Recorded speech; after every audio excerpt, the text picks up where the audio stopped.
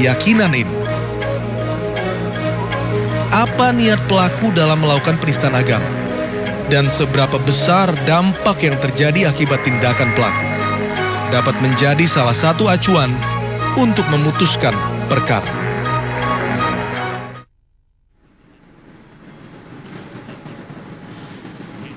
Ya, itu adalah beberapa nama yang memang sempat tersangkut dalam kasus penistaan agama, begitu ya, yang memang diproses sangat cepat.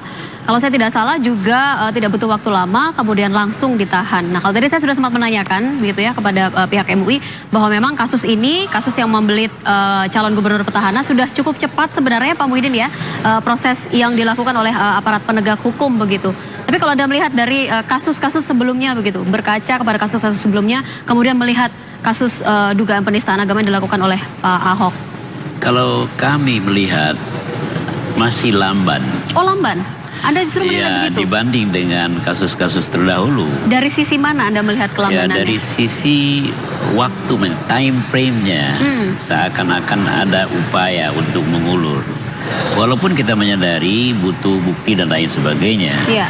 Tapi dibanding dengan kasus-kasus terdahulu, ini dianggap masih lebih lamban. Sehingga kalau memang lebih cepat ditangkap, ditahan, maka tidak ada demo besar. Tidak ada kerugian material yang menimpa begitu banyak ya warga dan bangsa Indonesia. Tidak mungkin saja tidak membuat suhu politik menjadi lebih panas. Ya kan? Kalau ini saya sering lihat kasus-kasus serupa di luar negeri. Kita bandingkan apabila ini terjadi di Pakistan, terjadi di Bangladesh, terjadi di Afghanistan, itu sudah selesai.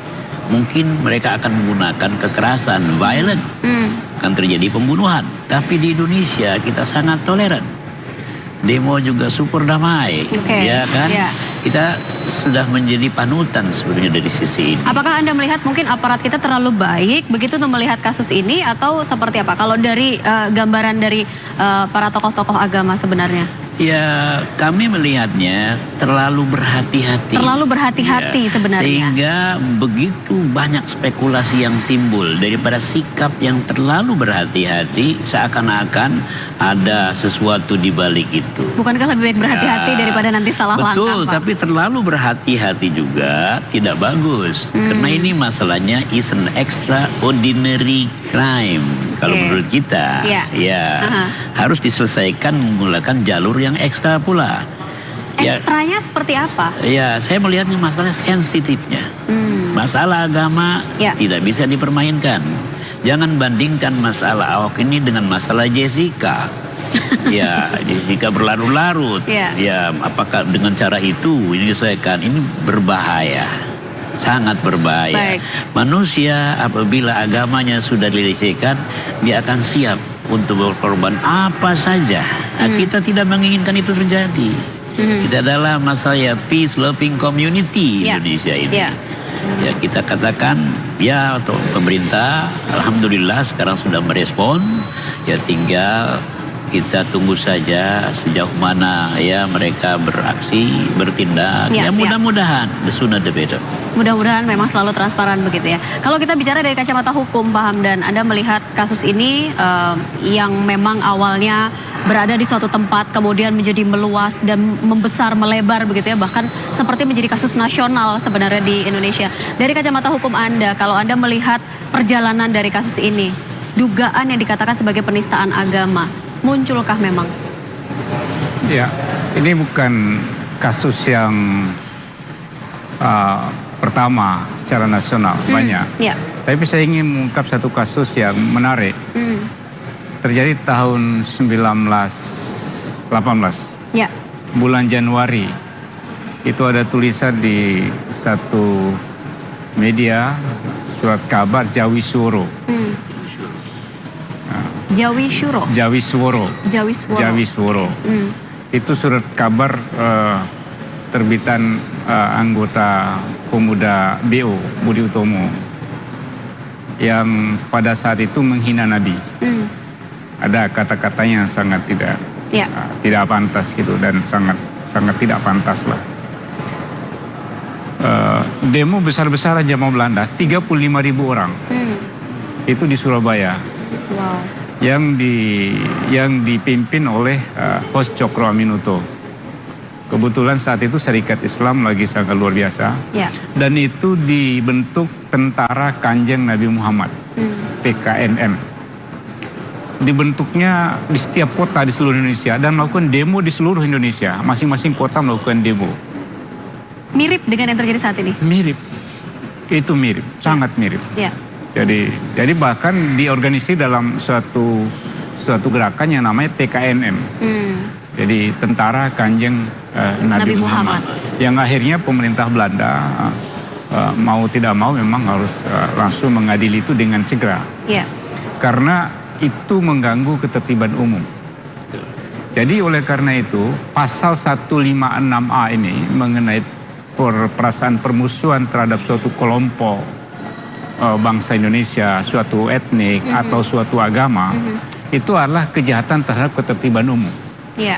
Maka di sini hukum tidak saja berfungsi sebagai hukum tok yang perdebatan semantik, tapi hukum harus difungsikan untuk mengembalikan ketertiban umum yang sedang rusak dan untuk menyetop ketidaktertiban ini.